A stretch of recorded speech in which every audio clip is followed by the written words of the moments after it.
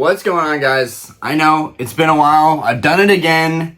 I've went MIA for a week again, but it was much needed. I went to the beach, spent time with my parents, and that felt really good. And then I came back, and I've just been working like a dog all week at the bar. Bar's been extremely busy. We lost a bartender, and I didn't want to hire someone right on the spot, so I've been pretty much covering double time with the shifts, trying to do more than I would typically do by myself, working all of them. Anyways, we're going to talk about Twilight Masquerade. We're going to talk about Surging Sparks, the newest set that'll be releasing in like 2 weeks, T-minus 2 weeks. And people already opening that. We're going to kind of talk about how I feel about that, but first, let's talk about Twilight Masquerade, because I want to kind of do a recap on Twilight Masquerade. And I'll talk about temporal forces as well. So Twilight Masquerade, I wasn't the biggest fan of. I'm still not really the biggest fan of it, but people really like Twilight Masquerade. They like the waifu art. They like the Greninja.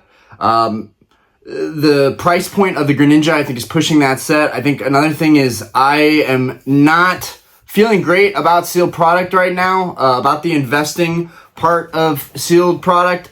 I may be completely wrong. So far, so good. People are still buying sealed product. The prices are still holding up. Nothing is really dumping, which is good to see, because in my opinion, there's not a lot of reason to invest in sealed product other than for the actual nostalgia, maybe just to have a sealed booster box. But for openings down the road, I'm still worried about the whole scanning issue, but we're not going to talk about that today. Twilight Masquerade is done very well. I bought into the set at about $100 a booster box. Initially, I was buying cases. I bought like 3 cases at like $6.30 a case, which I still feel good about the price that I got in at that point based on where it's at today. It's closer around that $800 price point for a case of Twilight Masquerade. And then late, like about a day or two later, or maybe it was a week later, I don't know, I saw another seller that was selling at $600 flat a case, and I think I gobbled up like 6 or 7 cases just because I felt like Twilight Masquerade was going to do well, because it has some really, really strong chase cards. I still feel like 151 is the GOAT. 151 is actually rising really fast right now. Both Japanese and the English set are going up in value, which is awesome to see. I know that I've still got to complete 151. I'm still missing the Hyper Rare Mew and the Illustration Nidoking, which we will be doing an opening this upcoming Wednesday. We'll have our typical live stream, and it's going to be special. I'm going to open this Pikachu Zekrom box, which is going to be cool. We've got a lot of good packs in here. You've got a lot of Sword and Shield stuff, so I'm going to be opening that. That'll be fun. I've been kind of MIA, so I feel like that's the least I can do, open up some fun, cool stuff, some different stuff. No one else is opening Pikachu Zekrom boxes, so that'll be fun. That'll be something that's unique, that can kind of differentiate that opening from everything else going on right now. And then additionally, Walmart has had 151 in stock. I might even add that in the video caption because I do think it's something that people should know. I did not capitalize on that. I am saving my money right now, so I think I'm going to crack open a display. It's just the way things are. Guys, I know some of you are probably like, no, Ryan, don't crack open the display, but it's not the end of the world. The display is probably worth $400 or $500. And I could probably get booster bundles from Walmart for like $30 right now, or they've already sold out, which has been the case for 151. Whenever it's available anywhere, it tends to sell out. I think it speaks volumes about the set. One of the strongest special sets we've had in a really long time. But back to Twilight Masquerade. Do I think that Surging Sparks can does it have the juice like Twilight Masquerade did? I didn't think Twilight Masquerade was going to have the juice, but I greatly underestimated that Greninja EX. You guys know I don't like the VMAX Clouds. I don't like Terra Crowns, and so that makes any card that has the Terra Crowns that's a chase card to me just less valuable overall. I don't see the hype and interest around the Greninja EX. if I pulled one, would I not be excited about it? No, of course I'd be excited about it. I know how rare the card is. I know how hard it is to pull. And then, especially after Shrouded Fable, I think the pull rates have been a lot more forgiving in these past sets. Shrouded Fable left people really, really upset.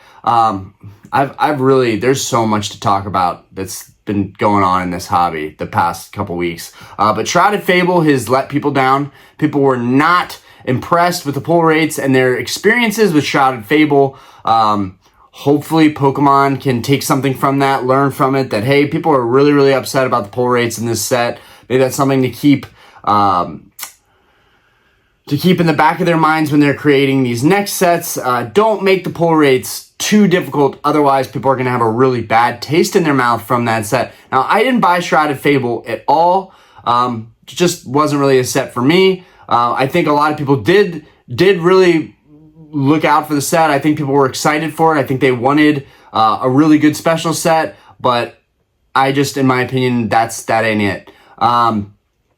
Surging Sparks, kind of exciting. There's going to be some really amazing illustrations. There's going to be some good character rares, waifu, I guess. And then there's going to be the Latios Latias.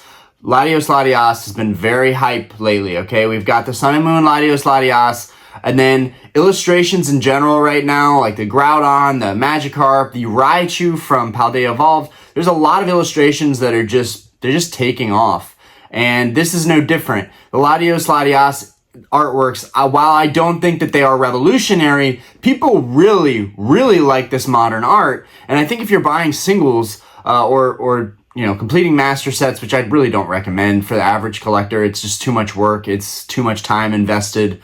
But if you are doing that, I think this is going to be a really, really fun set. I think people are really going to like Surging Sparks. The Execute is dope. The Latios Latias, the Magneton promo looks phenomenal. They've really been making banger promos this year. But Surging Sparks, I am concerned about the Pikachu.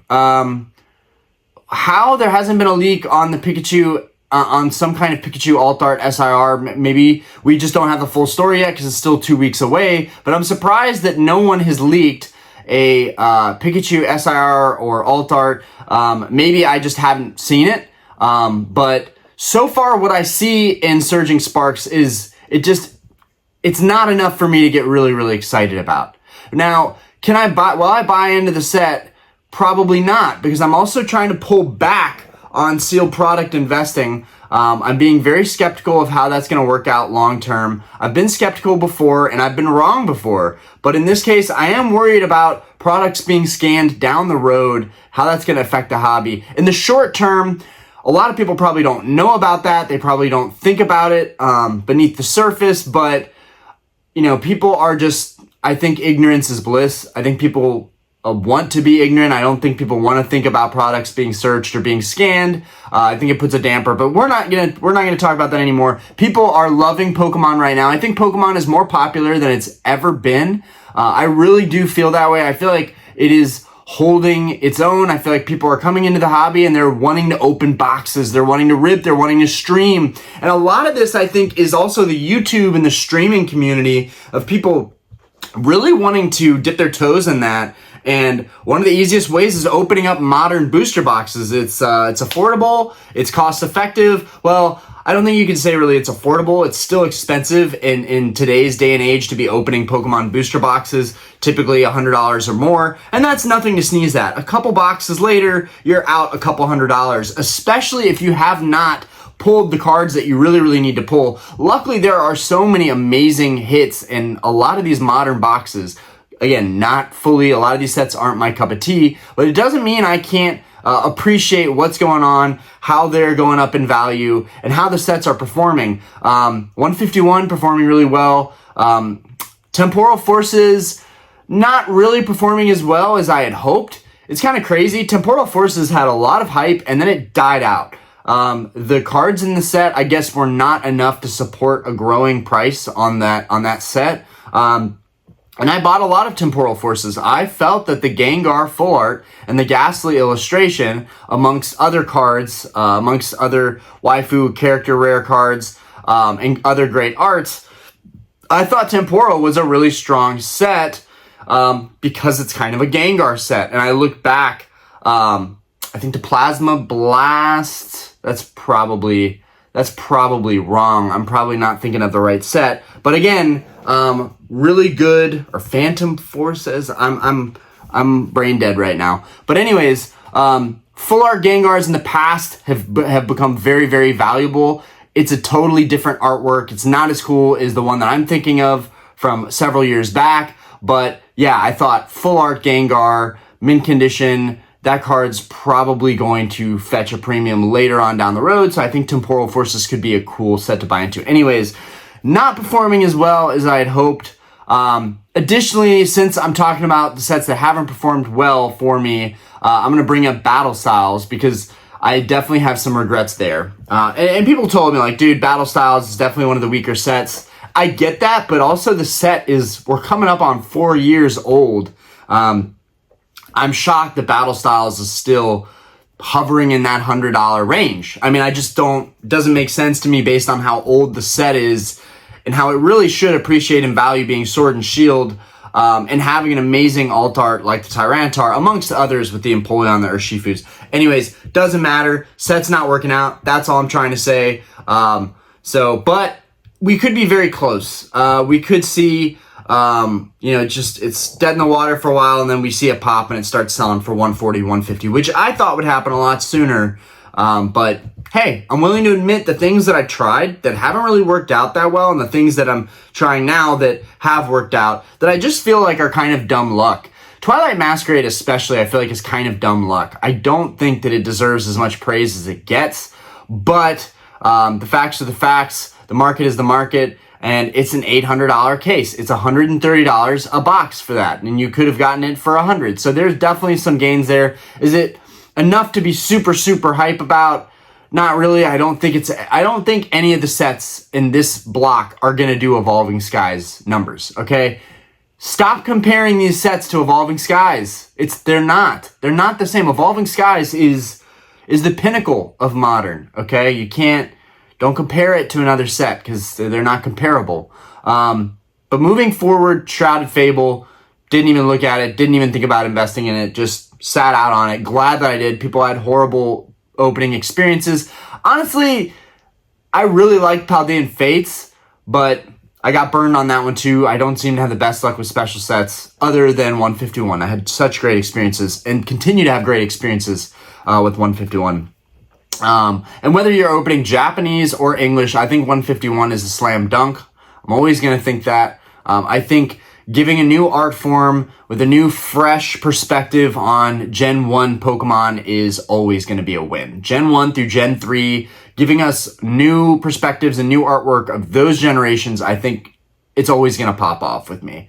I have nothing against Gen 4 to Gen 8 or Gen 9, wherever we're at this point. But a lot of the Pokemon don't appeal with me. I didn't really grow up playing those games. So for me, it's all about Gen 1 through Gen 3, although I can appreciate the newer Pokemon. Moving forward, Surging Sparks, and people opening Surging Sparks. How do we feel about this? I've never thought there was really a big issue in opening sets early. Okay, I've never thought it was really a big issue.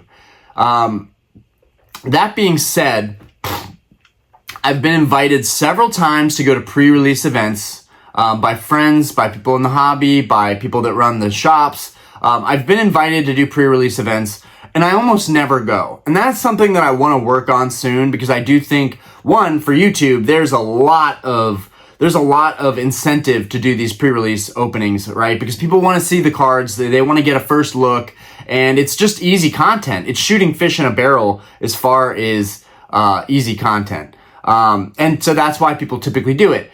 People do get a bad rep for that, though. People in the hobby typically are upset when people are opening product early, because there's that sense of, like, missing out, FOMO, like, why we can't get these products early, so why should anybody else be able to open and enjoy them? There's that sense of probably envy and jealousy, as well as, maybe disapproval from someone opening something early. But for the most part, as long as there's nothing fraudulent going on, which even if there's something fraudulent going on, it's somebody else's life, okay? If they bought from somebody that stole product off of out of the warehouse or whatever happens, that's their life. They're doing their thing. I don't condone that, but I also I just don't care enough to moan and complain about it. But for me, I just get jealous. I get annoyed and frustrated that people are opening product early because I'm not able to have that same experience other than the pre-release events. But I also probably wouldn't open product early even if I could on YouTube, because there's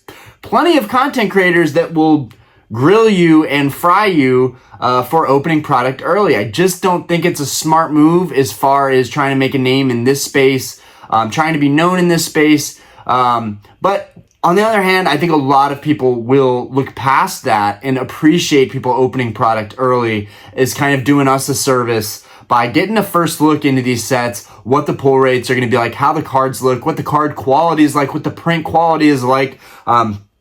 Is Surging Sparks going to have a lot of whitening on the edges? Is it going to be typical American card quality? Is it going to make it really, really hard to grade the cards in Surging Sparks? Could that be one reason that Surging Sparks ends up being an absolute banger set? Because the cards that are in there, while they might not be my favorite artworks, they're really, really tough to grade, and that could alone dictate what the set is going to go for, because the set's really hard to grade these cards. Maybe they make it so the cards are easier to pull, but they're really, really tough to grade. Pokemon is always innovating. They're always surprising us. And Surging Sparks is going to be no different. It's going to be a great set. It's got some awesome artworks in it. But I'm not one to say you should buy into the pre-order price of like $130, $140, $150 a box. I don't think you should waste your money on Surging Sparks at that price. I think you should wait until the cases are available at around $600 a case, or maybe $540, or maybe $570, or maybe even less than that. Surging Sparks could also be like a Vivid Voltage all over again. I know it's not comparable. It's hypocritical of me to say, well, you say not to compare to Evolving. How's that any different from comparing to Vivid? I'm just pointing out the fact that it is a Pikachu set. People really get hyped up over the Pikachu sets. If we look back at the Rainbow VMAX Pikachu, the Chunkachu, that was a really big chase card from Vivid Voltage. I still want that card. I still want it for my binder. But Vivid Voltage has not fared well. Similarly to Battle Styles, it's just dead in the water. And I don't fully understand it. I think the Rainbow Pikachu is a lot better than anything that's in Surging Sparks, quite frankly. That's probably going to be an unpopular opinion, but I don't care. I think that Vivid Voltage is still a better set. And look, it's not doing very much. So I think there's a lot of hype when these sets come out. But again, there's more streamers, there's more people on YouTube. There's a good chance that every single set moving forward is just going to get hyped up. People are still pumping, investing in Pokemon. People are still investing heavily in Pokemon. New retail buyers, new people coming into the space as collectors, people that don't know any better, they're going to be buying heavily into all the products they can get their hands on, with the misunderstanding that everything is going to go up in value. No, not everything is going to go up in value. You're going to take significant losses on your opportunity costs and having money sunk into the wrong set. You need to be tactical in this hobby. You need to be strategic. Otherwise, you get sat with product that just isn't going anywhere. And I still believe in Temporal, and I still believe in Battle Styles, but it's a reality check that, and I know better. I know that you can't just buy these products, but I thought with Temporal, there's good reason. There's a lot of hype behind it. Gengar set, awesome Ghastly card. And then I thought with Battle Styles, like just the age alone, I thought was enough to push those sets. But you really need everything lining up perfectly for a set to be an absolute winner. And I think we got close to that with Twilight Masquerade, with all the factors that make that a great set, but I just don't think we have enough information to say that about Surging Sparks. And I think people are just creating a lot of hype because we're in an echo chamber in this hobby, okay? Can we just admit that we're in an echo chamber in this hobby and we're all bouncing off the same stuff off of each other, and we're influencing all of our decisions with one another, and everybody wants to win, right? I think one way we're all going to win is by all pumping the products, right? Is that necessarily the moral thing to do, to say this set is going to do well, this set is going to be phenomenal, these cards are incredible? I don't know if people really feel that way, right? I don't know if they really feel that way or if people are just saying that because they want to create hype, they want to create excitement, they want their content to do well. I mean, really, are we that hype about this set? I want to hear from you guys. I want to hear what you think about Surging Sparks. I want to hear if you think it's really going to knock it out of the ballpark, or if this was another hyped up set that's coming out that's really not going to deliver in the way we need it to. I'm definitely interested to hear you guys' thoughts. I'm sorry, I know it's been a minute. I have not been making content as much. I've been coping with my daughter and fiance being gone in another country, and there's still like 2 weeks and some change until they come back. So I'm working, I'm coping, and it's just, Pokemon's just not the number one priority on my mind. It's not, and it wouldn't be for anybody in my position. They'd be thinking about their family, running the business, being productive while they're gone. And that being said, I have every reason to pump out content and to make videos, but I have to do them at my own pace. I have to do them when I feel good. I have to do them when I have the energy, have the time. And I do. It's Labor Day weekend. Happy Labor Day weekend to everybody that's watching this still. That's another thing. I have today off and I have tomorrow off because it's Labor Day weekend. And we are not, at least I think it's Labor Day weekend, I think. And we are not doing, it's a holiday weekend, but we are not doing our karaoke on Monday night at the bar. So that also gives me Monday off, which means I have 2 days off back to back. So I have every reason to go ahead and make a video. So tomorrow I'm going to try my best to get something done, to be productive, in spite of wanting to be a lazy blob because the girls are gone. I don't know why. I have no idea why. When they're here, I'm very productive and very motivated and disciplined. But when they're gone, for whatever reason, I just want to relax and be lazy. You know, it's the first time I haven't been with my family. It's the first time I got to spend time with my parents for years, just us.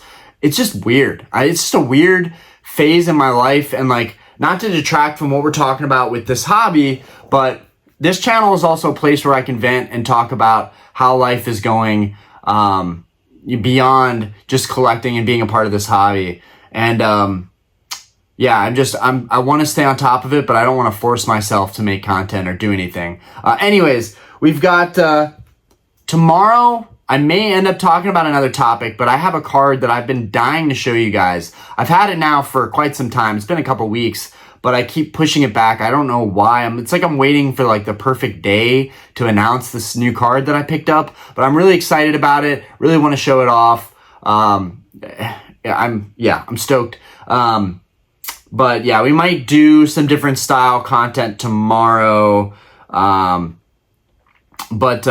Lastly, back to opening product early. Opossum spoke on this, which is good because he's educating people. It's not like, don't freak out that you see product being open early. These are pre-release events. Just if you really want to open product early, you just got to support your local shops to get to these pre-release events. And I will tell you, there's kind of a rumor, there's a myth in this hobby, that's I think understood as truth at this point, that first wave products are better. This includes the pre-release products, right? They're considered first wave. That's fresh batch product. Usually the first wave product is known to be better in terms of the hit rates. That being said, maybe there's some science, to the pre-release products having better pulls overall, giving you a better experience. I have a friend here in Charlotte who goes to every single pre-release event for Pokemon, literally almost pulls an SIR every single time. Now, I think he's just dumb lucky. I don't think I would have the same experience, but it's always shocking when he pulls a card before the set officially releases and it's already worth like $200 and he just spent, $30 on a pre-release bundle, whatever. So I think that there's some really good opportunity with the pre-release stuff. And for the guys that are staying on top of it in this hobby, that are opening up pre-release stuff, even the ones that are opening, and we're not going to say names, but the ones opening the booster boxes that technically should be given out as packs. But Opossum explained, which I didn't know this, so I learned something new today, that the people getting the distribution of the pre-release products can kind of distribute it at will whatever they think is best. So technically, there's no reason they can't give someone a full booster box, but I think that's creating some noise right now in the hobby. People are just really excited, and they're getting all worked up over products being opened up early, but the fact of the matter is that product is probably always going to get opened up early, and it's going to get more prevalent, okay? It used to be like a taboo thing, like you don't open product early unless you want to get flamed on YouTube, but I think that's going to become more of a normalized thing that we see in this space. Anyways, guys, I hope you got something out of this video. Leave a comment. Let me know your thoughts on the sets. Let me know what you're thinking about Surging Sparks. Let me know what you're thinking about Pokemon in general. Let me know what you're thinking about topics you'd want me to talk about, discussions you'd want me to start, things you guys genuinely want to hear being talked about that you don't think is being covered by anybody. I would love to be the voice for you guys. Anyways, peace out. Have a great day. And again, thank you guys for watching, supporting the channel. We are this close to 6,000 subscribers. And I always have to remind people of this. At 7,500 subscribers, we will open a base set heavy unlimited booster pack from $19.99.